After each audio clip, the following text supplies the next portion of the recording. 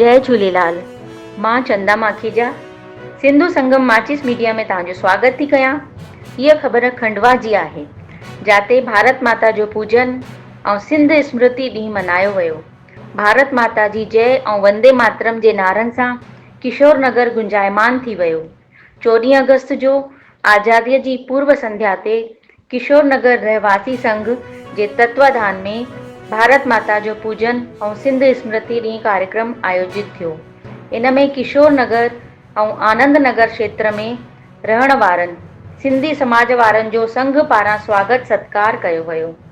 ये जानकारी ॾींदे संघ प्रवक्ता निर्मल मंगवानी ॿुधायूं कि कार्यक्रम की अध्यक्षता संघ अध्यक्ष पंडित प्रेम नारायण तिवारी ऐं विशेष अतिथि के रूप में पूज्य सिंधी पंचायत सिंधी कॉलोनी उपाध्यक्ष मोहन दीवान और श्री झूलेलाल नवयुवक मंडल संरक्षक रमेश काकू उपस्थित हुआ।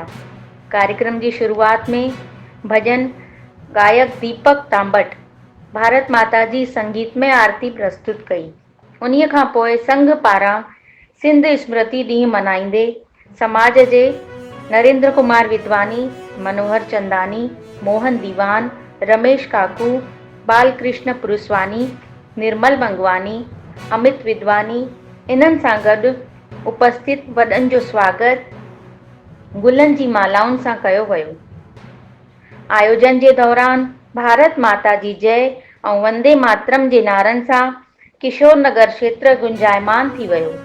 इन मौके ते सरयू पारीण ब्राह्मण समाज उपाध्यक्ष कमलनाथ दुबे, श्री राम कुशवाहा, आर.के. चौरे, देवाशीष साकल्ले, पी.के. श्रावगी, हुकुमचंद चौहान, हीरालाल पटेल, शिव नारायण लाड, भरत राठौर, दिनेश बरोले, दुर्गेश तिवारी, चाहत दुबे, माया श्रावगी इन्हनि सभिनि सां गॾु वॾी संख्या में किशोर नगर क्षेत्रवासी उपस्थित हुआ। अंत में आर.के. चौरे जी सभिनि शामिल रहवासियुनि जो आभार प्रकट करे कार्यक्रम जो समापन कयो। खंडवा जी हीअ ख़बर फ़िलहाल एसि ताणी।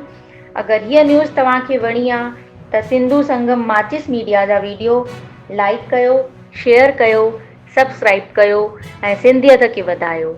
जय झूलेलाल।